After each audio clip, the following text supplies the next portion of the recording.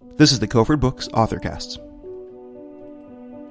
Part candid memoir, part critical theory and philosophy, and part writing advice, Writing Ourselves, Essays on Creativity, Craft, and Mormonism by Jack Harrell offers a refreshing look at the creative process and authenticity. Eric Samuelsen, well-known Utah playwright, said about the book, Jack Harrell's essays on writing and Mormonism and life reflect a life spent in the service of thoughtful and compassionate humanism. Embrace your weirdness, wrote Margaret Blair Young, creative writing faculty at Brigham Young University, who called the book a gift to LDS writers and artists who are forever self-censoring. This is one of those books that, once you begin reading, is difficult to put down. Whether you are a writer or someone who enjoys thoughtful reading, Writing Ourselves speaks to our worldviews, the challenges that we face in self-expression, and the necessity of conflict and agency. In this episode, Jack Harrell will read his essay titled Making Meaning as a Mormon Writer from Writing Ourselves.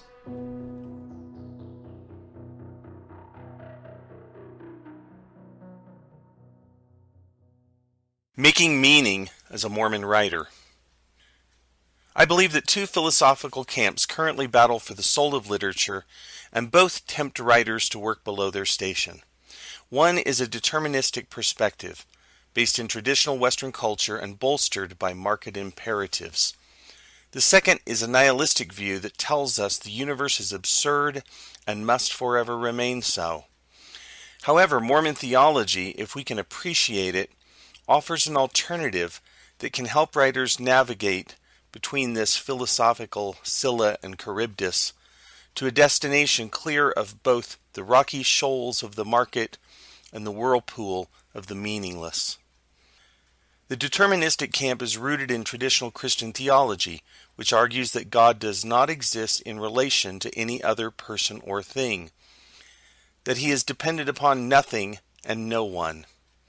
As the Westminster Confession of Faith, 1647 states, God is infinite in being and perfection, a most pure spirit, invisible, without body parts or passions, immutable, immense, eternal, incomprehensible, almighty, most wise, most holy, most free, most absolute.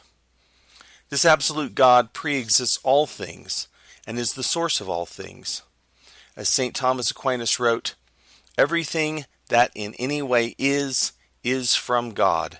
God is self-subsisting being itself. Aquinas further wrote, nothing except God can be eternal, for the will of God is the cause of things.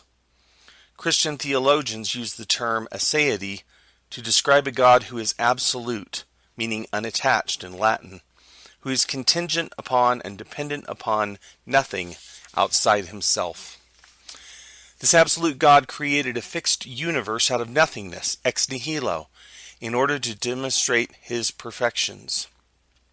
As the prime mover, God presides over a determined universe in which all things operate according to his foreknowledge. But this isn't the God of Mormonism. Mormons see God as an exalted person, not as an impersonal force. He is a father who loves his children, who hurts when his children hurt, who finds joy in their happiness. Mormons think of God as someone who responds, who thrives when his children cooperate with him and with each other to bring about Zion. Mormons believe in a God who must work within laws, processes, and time, and in cooperation with or opposition to other agents. Rather than seeing the universe as absolute and predetermined, Mormons see it as being shaped by choices, by God's choices and their own. However, when Mormons write stories, we tend to slip into the universe of traditional Christianity. What happens when Mormons give in to this grip of theological absolutism? Consider the effect such a choice has on one tool in the writer's toolbox, the literary epiphany. An epiphany in the literature of ancient Greek occurred when a god or goddess cast off its disguise to reveal its divinity. The word was adapted to Christian usage to signify a manifestation of God's presence in the created world. The literary epiphany, as developed by James Joyce, occurs when a character sees through the mundane world into a shining truth. In a perfectly ordered and predetermined universe ruled by an absolute and omniscient God, what kind of epiphanies are available? Only revelations of what already is or will be, what is already known by someone, even if that someone is God. There are no surprises for an absolute and omniscient God. Nothing can be new. Go to the Mormon bookstore and look for the epiphanies in fiction and nonfiction. What is usually revealed? That which is already known, the safe and familiar. Books that rehash and repeat known truths. The traditional Christian worldview has influenced us here. BYU professor Michael Hicks, writing in 1986, identified the same characteristics of surety and safety in pop music and correctly identified the driving force behind them, the market. Investors like to ameliorate financial risks. A strange new musical venture or a far-out novel just might yield a big profit, but it's a long shot, so it's better to stick with the sure thing. On one hand, Hicks says, experimental music seeks to widen perception, comprehension, and speculation. On the other hand, pop is the art of the tried method.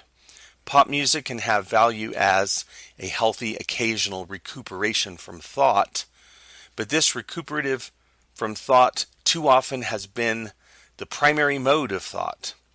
The needlessness of reiteration has been reinterpreted as necessity. According to the oft-repeated dictum, we learn by repetition. Though we remember by repetition, we learn by perceiving. Learning requires constant exposure to the new.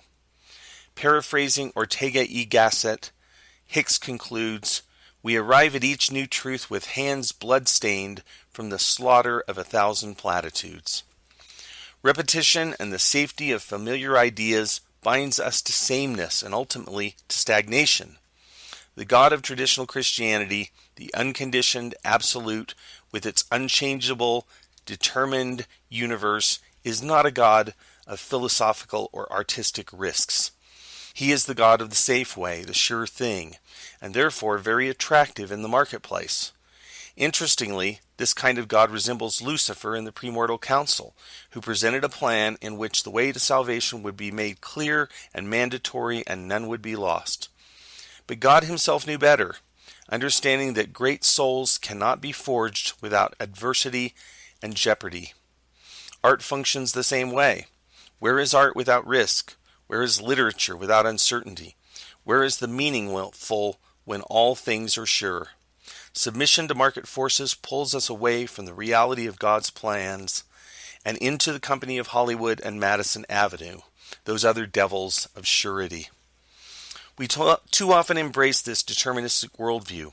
When we do, the things we write are redundant, familiar, anesthetizing. We drift toward the time-honored but destructive marriage of money and easy religion. Insomuch as we embrace it, we squander our power in arts, letters, and faith. The second philosophical camp that threatens literature today has roots outside both Mormonism and traditional Christianity. Its various names include certain forms of nihilism, existentialism, and postmodernism. This ideology argues that the universe is absurd, a random and purposeless accident, however grand and glorious it may appear. This view holds that there is no such thing as ultimate meaning, no such thing as God. It has adherents in both philosophy and science. In this perspective, our tendency to see ultimate order in the universe is simply an artifact of the way our brain works. We watch a seed become a shoot, a caterpillar become a butterfly, a child grow into an adult. We watch cultures clash and fall away, transforming themselves and one another. But the postmodernist argues these observations do not capture the actual nature of things. Instead, this is only a reading of nature, rooted in an insistent and naive logocentrism. The postmodern assertion is that we first construct an idea of nature cast in language, and then treat that casting as if it had a direct connection to reality, as if our signifiers had an unbroken relation to the things they signify. Though it purports to connect with reality, language is simply the human mind at play, creating an endless chain of words that can never lead to truth, but only other words.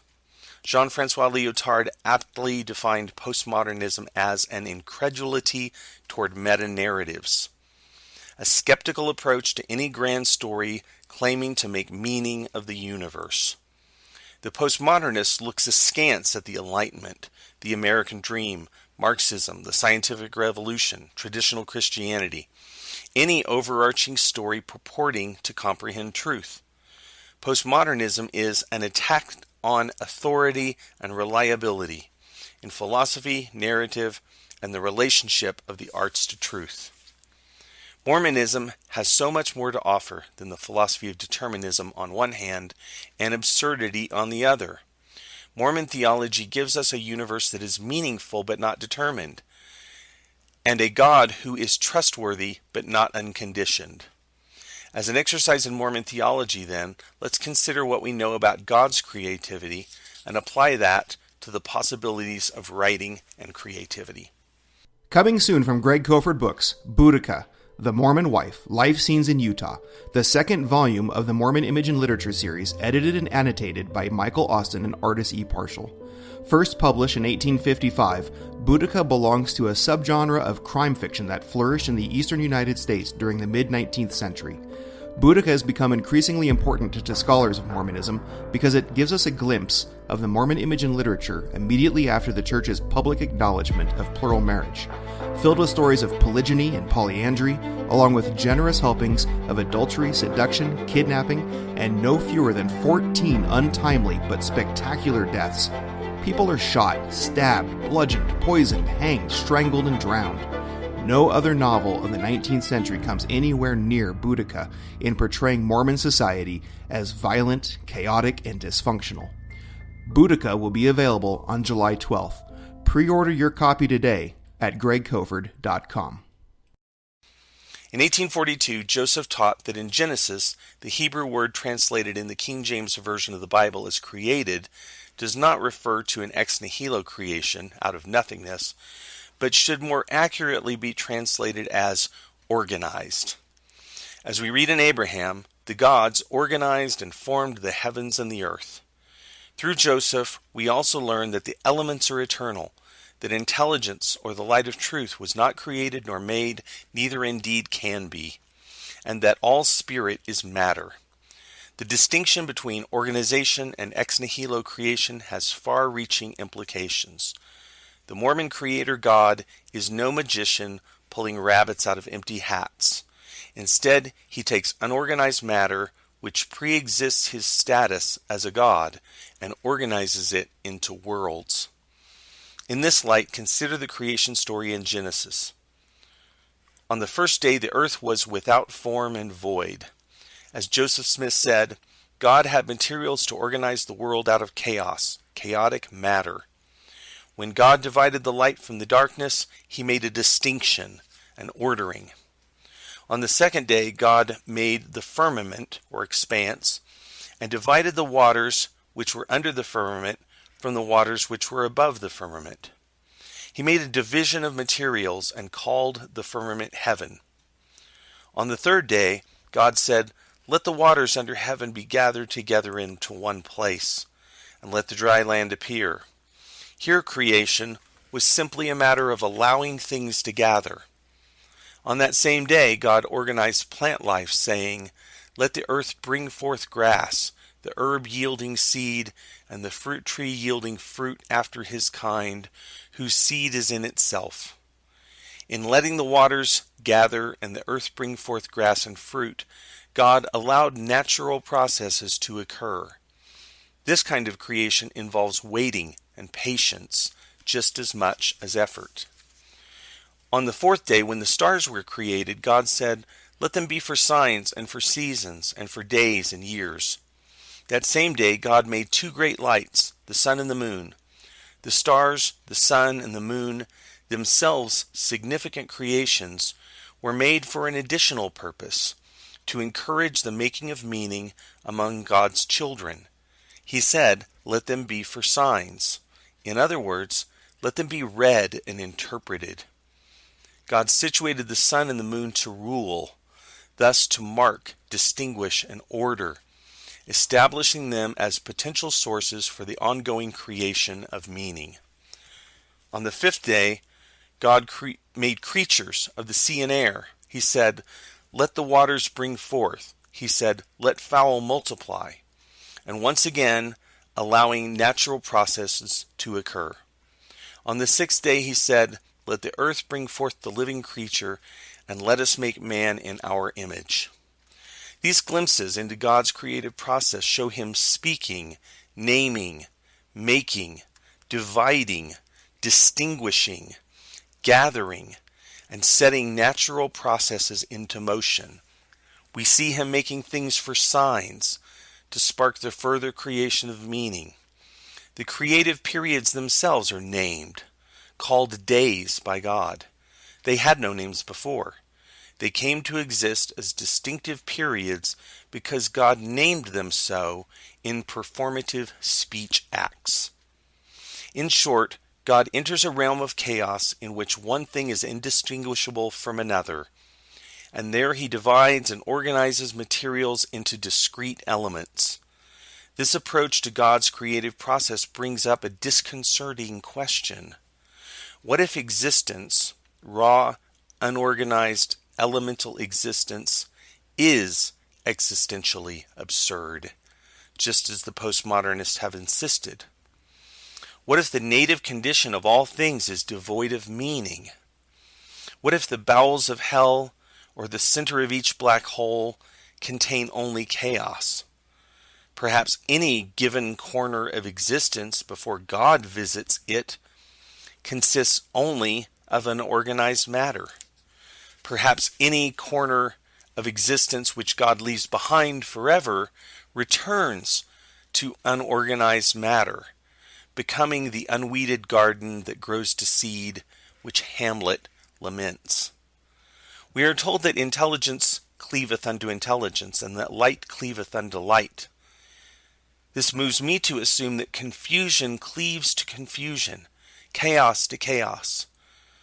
Therefore, when God goes out to yonder unorganized matter, he is perhaps going to a dangerous place, a wilderness where disorder and confusion reign, where things naturally devolve into disorder.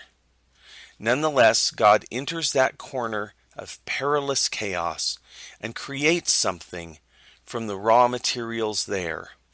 This is what God does. This is who he is. God is literally logos, meaning. When we behave as God's children, we do the same things. We enter a wilderness and build a city.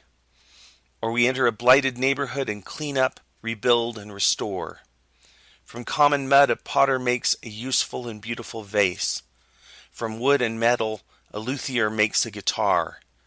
From the chromatic scales of notes on a guitar, a musician makes music.